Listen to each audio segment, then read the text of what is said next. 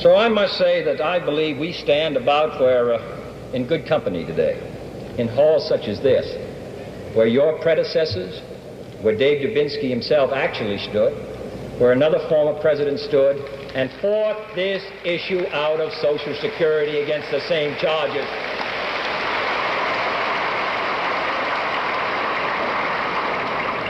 This argument that the government should stay out, that it saps our pioneer stock. I used to hear that argument when we were talking about raising the minimum wage to $1.25.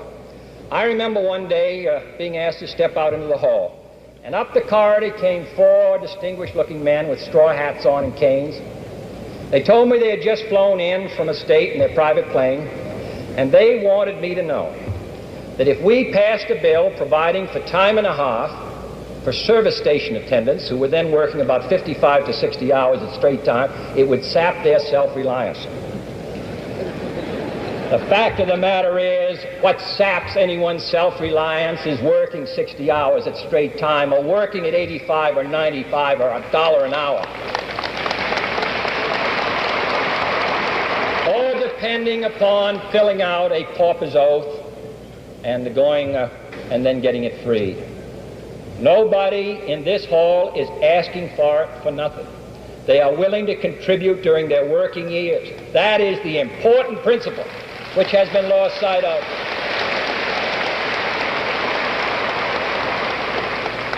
I understand that there's going to be a program this week against this bill in which an English physician is going to come and talk about how bad their plans are. It may be, but he ought to talk about it in England, because his plan and what they do in England is entirely different. In England, the entire cost of medicine for people of all ages, all of it, doctors, the choice of doctors, hospitals, from the time you're born to the time you die, are included in a government program. But what we're talking about is entirely different. And I hope that while he's here, he and Dr. Spock and others who have joined us will come to see what we're trying to do. The fact of the matter is that what we are now talking about doing, most of the countries of Europe did years ago. The British did it 30 years ago. We are behind every country pretty nearly in Europe in this matter of medical care for our citizens. And then those who say that this should be left to private effort. In those hospitals in New Jersey where the doctors said they wouldn't treat anyone, who paid their hospital bills through Social Security, those hospitals and every other new hospital, the American people, all of us, contribute 1/2, 1 or 2/3 for every new hospital, the national government. We pay 55% of all the research done. We help young men become doctors. We are concerned with the progress of this country. And those who say that what we are now talking about spoils our great pioneer heritage should remember that the West was settled with two great actions by the national government. One, in President Lincoln's administration, when he gave a homestead to everyone who went west, and in 1862 he set aside government property to build our land-grant colleges. This cooperation between an alert and progressive citizenry and a progressive government is what has made this country great, and we shall continue as long as we have the opportunity to do so.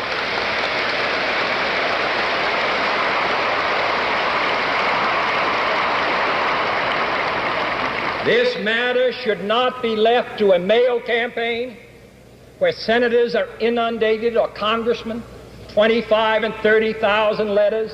The instructions go out, write it in your own hand, don't use the same words. The letters pour in 2 or 3 weeks, half of them misinformed. This meeting today, on a hot, good day, when everyone could be doing something else, and the 32 other meetings, this indicates that the American people are determined to put an end to meeting a challenge which hits them at a time when they're least able to meet it.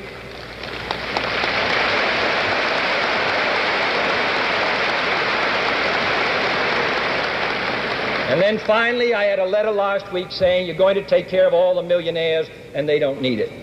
I do not know how many millionaires we are talking about.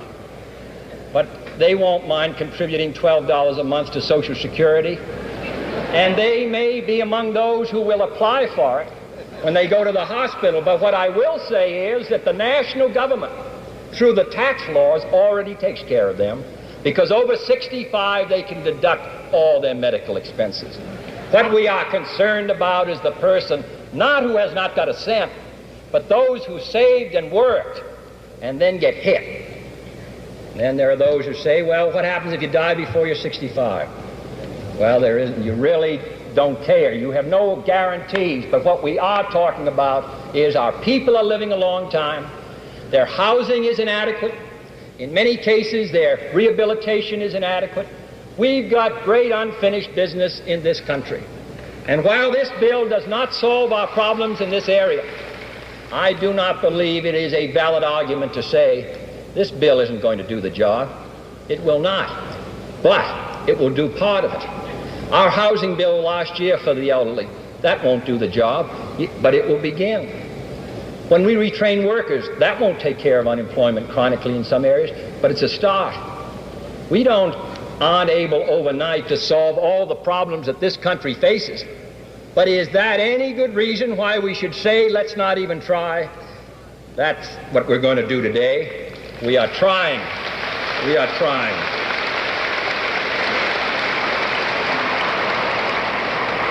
And what we're talking about here is true in a variety of other ways.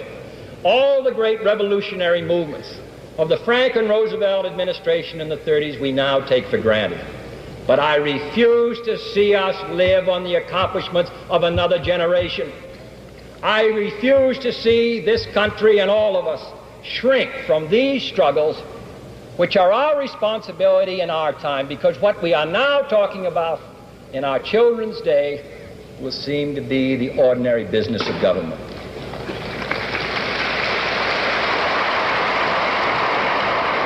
So I come here today as a citizen asking you to exert the most basic power which is contained in the Constitution of the United States and the Declaration of Independence, the right of a citizen to petition his government.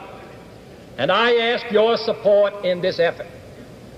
This effort will be successful, and it will be successful because it is soundly based to meet a great national crisis, and it is based on the effort of responsible citizens.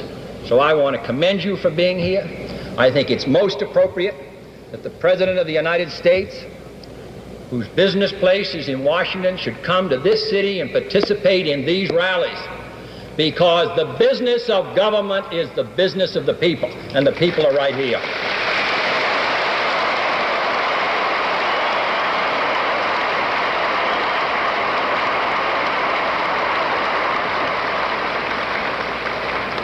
In closing, let me say that on this issue and many others, we depend upon your help.